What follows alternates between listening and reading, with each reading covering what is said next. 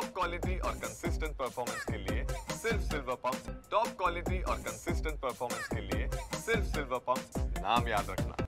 नागपूर शहरातील वेगवेगळ्या भागांमध्ये रस्त्याची कामं सुरू आहेत, त्यामुळे खोदकाम करून ठेवलेलं आहे।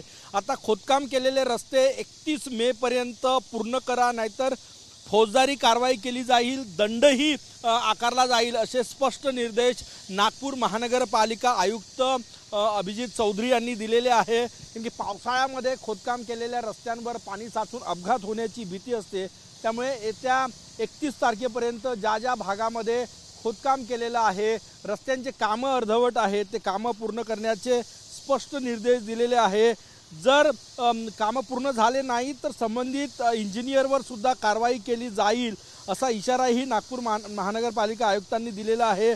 नागपुरात वेगळ्या भागात रस्त्यांची कामं तर सुरूच आहे, त्यासोबतच सीवर लाईनचं काम सुरू आहे, काही भागात पिण्याच्या पाण्याच्या टाक्याचं काम सुरू आहे आणि या सगळ्या याच्यामुळे पावसाळ्यात अपघात होण्याची भीती असते, त्यामुळेच अशा प्रकारचे निर्देश दिलेले आहे।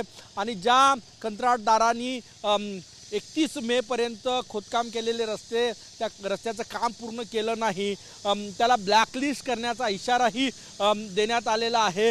पण हे दृश्य या ठिकाणी बघू शकतो, हे बघा बऱ्याच भागामध्ये अशा प्रकारचे कामं सुरू आहे, परंतु कामं अर्धवट आहे, रस्ते खोदलेले आहे। हे बघा हे रस्ते खोदलेले आहे। आता या परिसरातलं जे काम बाकी आहे ते लवकरात लवकर पूर्ण करण्याचे निर्देश जे आहेत ते महानगरपालिका आयुक्तांनी दिलेले आहे। खड्ड्यांमुळे अपघात होऊ नये, पावसाळ्यात लोकांचं नागरिकांचं नुकसान होऊ नये, गैरसोय टळावी म्हणून अशा प्रकारचे निर्देश देण्यात आलेले आहे। कॅमेरामॅन सचिन सयामसह गजानन उमाटे, TV9 मराठी, नागपूर।